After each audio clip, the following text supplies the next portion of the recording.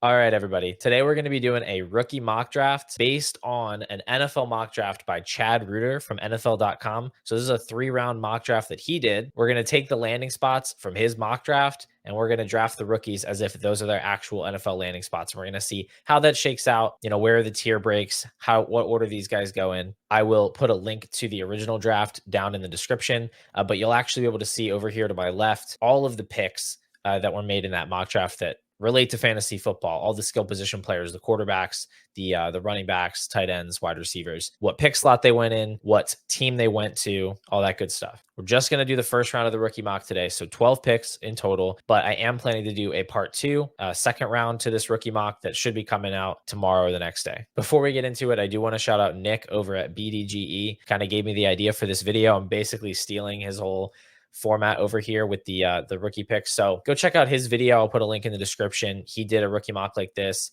based on a PFF draft a couple of weeks ago. Thought it looked like fun, so I am stealing it, but thought I'd give him some credit. They do a great job over there with the Dynasty content as well. All right, so for this rookie mock, we're going to just take kind of what I view as the standard Dynasty League settings. So Superflex, tight end premium, full PPR, and we'll draft it like that. Let's go ahead and jump into this.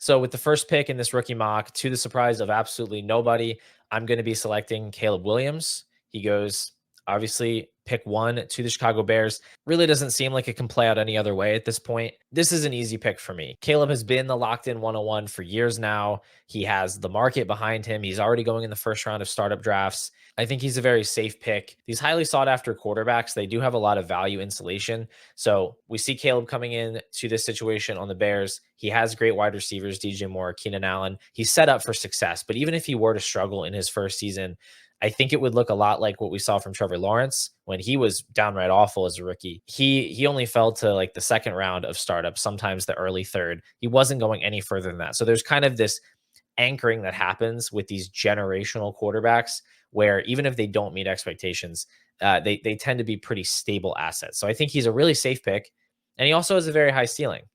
I wouldn't say he has the highest true ceiling of the quarterbacks in this class. If Jayden Daniels can hit his ultimate ceiling as a passer, I think he has the highest ceiling just because of what he brings as a rusher. But even Drake Maye is much more of a rusher than Caleb Williams. And so the case can be made that they both have higher 99th percentile outcomes than Caleb. The difference is the likelihood of hitting that type of a ceiling. I think Caleb's the most likely to hit a 99th percentile outcome, especially with the situation he's walking into. And I think he's the best combination of floor and ceiling in the class. Like if you were to take the floor of every rookie in the class and rate it 1 to 10, and then you were to take the ceiling and rate it 1 to 10, I think if you average those out, Caleb has the best combination of those two things. At 102 in our rookie mock draft, I'm going to go with Marvin Harrison Jr., who goes 5th to the Chargers in this mock. This is just a perfect situation for year 1 production and long-term security. He gets paired with a star quarterback in Justin Herbert on an offense that has no legitimate pass catchers to speak of. He'll be competing with Josh Palmer and Quentin Johnston for targets, which is to say that he won't be competing for targets at all. This is just a repeat of the Joe Burrow, Jamar Chase connection from a couple years ago. You have this flawless wide receiver prospect who gets to play with one of the best passers in the NFL. You just can't overthink this one. I think Marv is probably the safest player in the entire class. You just can't do what he did for 2 seasons as a wide receiver and not succeed in the NFL. I think the bust scenario for Marvin Harrison is that he's like Amari Cooper, basically. Like he never provides that league-winning ceiling. I don't think it's really even in the range of outcomes that he's a true bust in the style of like a Kevin White or a John Ross or something like that. The only reason I don't have him in that conversation for 101 is it's just so much harder for wide receivers to hit the same type of heights as quarterbacks in terms of dynasty value. You look at what Stroud did last year. He finishes as the quarterback 11 in points per game, and yet he's the third highest rated player in Superflex. Sometimes he goes first overall. And then you look at Puka Nacua, who had, the best rookie season a wide receiver's ever had, and he goes in the late second. You look at Justin Jefferson, Jamar Chase, they had to be the best in the world to even start to compete with those high-end quarterbacks. So I just think you got to give the nod to Caleb, because for him to become a top 5 valued asset in Dynasty, it's just a much narrower path for Harrison. At pick 103, we're going to go with another wide receiver who, on paper, he looks a lot like Marvin Harrison. That's Malik Nabers. He goes to the Giants at 6th overall in this one. This is obviously a step down from the Chargers situation. You go from Justin Herbert at quarterback to Daniel Jones, but it's not the worst situation that you could land in, because the depth chart is totally wide open. Nabers is going to immediately step in and be a total target hog. Brian Daboll is at least a somewhat competent coach, I think. You know, he made the 2022 Giants at least look decent. So it could certainly be worse for Nabers. I'm definitely not worried about the landing spot. I'm not knocking him, right? We're taking him 3rd overall. Honestly, he's an unreal prospect. He's nearly as good as Marvin Harrison. The difference being Marvin had kind of 2 incredible peak seasons, whereas Nabers really only had 2023. His 2022 was really good, but not in the same category as his 2023 season. The other thing that kind of separates Harrison from Nabers a little bit is just the name value. You know, we've had Harrison penciled in as this wide receiver 1 in the class for a couple of years now, and the fact that he's named after a Hall of Famer doesn't hurt either. But I just think that if either of them struggles in year 1, I think Harrison's going to be the one that's more insulated. It's just another tiebreaker in his favor. At 104, I'm going to go with Drake Maye, despite the fact that he lands with the Patriots, which is certainly the worst of the reasonable quarterback landing spots. The weapons are really, really poor. You're working with Demario Douglas. You're working with Kendrick Bourne, Hunter Henry. I mean, it's just not exciting. And then the coaching staff is obviously unproven as well. But I'm still a big believer in Maye as a prospect. I mean, he just has a really clean profile on paper.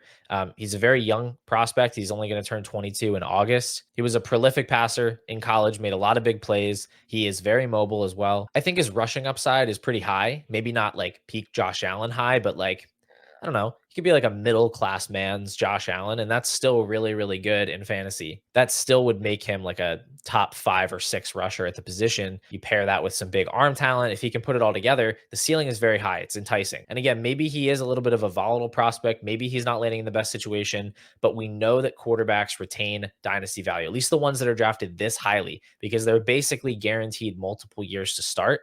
And there's always people willing to make excuses for them after year 1. So I'm not really worried about investing in him or my next guy, 105, Jayden Daniels, who goes in this mock 2nd overall to the Commanders. That's been a popular pick. Definitely think that that's in play.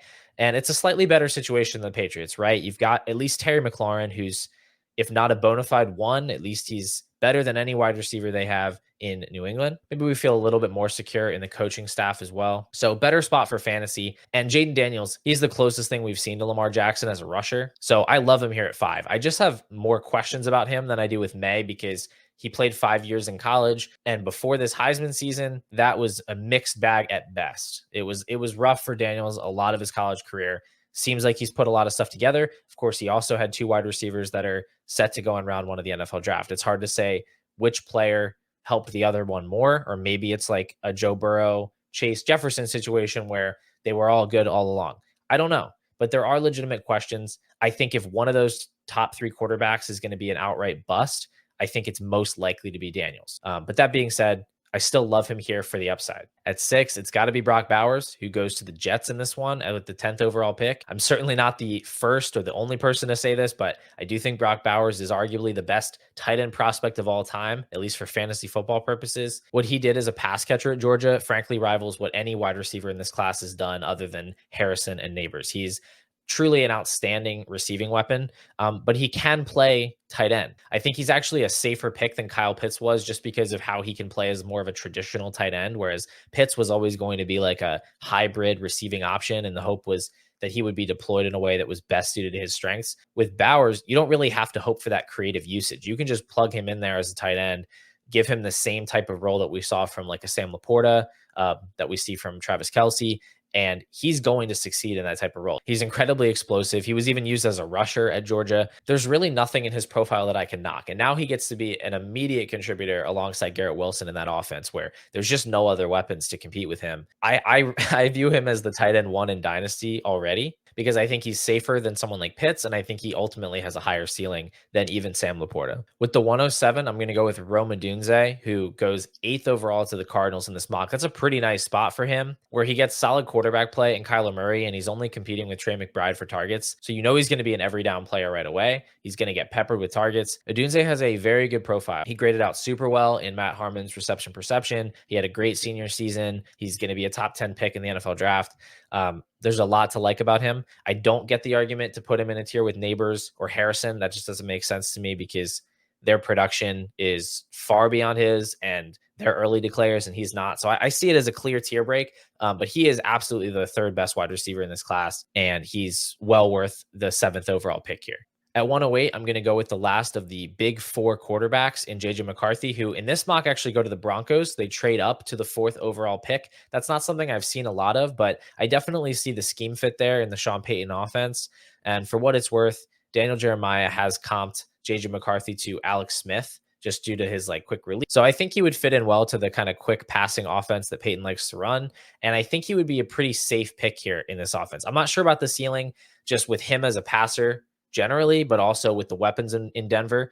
I don't think we should expect a lot of fantasy points right away, but I think he'd be a safe investment and a guy kind of likely to gain value year over year. I don't mean to say that his career would actually turn out this way, but you think about Mac Jones, who goes in the 1st round to the Patriots. He has a solid rookie season, and he actually gains dynasty value from year 1 to year 2, going in the 3rd round of startups. I think you could absolutely see a similar path for McCarthy. At 109, we're going to be going with Jonathon Brooks, who is in this mock draft the 24th overall pick to the Dallas Cowboys. This is easily the most unhinged pick in the entire mock draft. I think there's basically 0% chance that a running back goes in the 1st round this year. But for whatever reason, Chad Reuter seems to think it's a possibility. And I mean, I'm all for it. Give me 1st round running backs all day, every day. This would make Jonathon Brooks a much safer pick. He would be the clear-cut RB1 in the class because round 1 running backs are historically just great bets. Since 2010, 1st round running backs averaged just under 14 points per game in their rookie season, and 16 of the 21 running backs in that sample hit at least 10. So you know you're getting something from them as rookies, but when you look at the situation that Brooks would be in, where there's basically no competition. I mean, Deuce Vaughn is the only other running back on the depth chart, I think, unless they re-signed Rico Dowdle.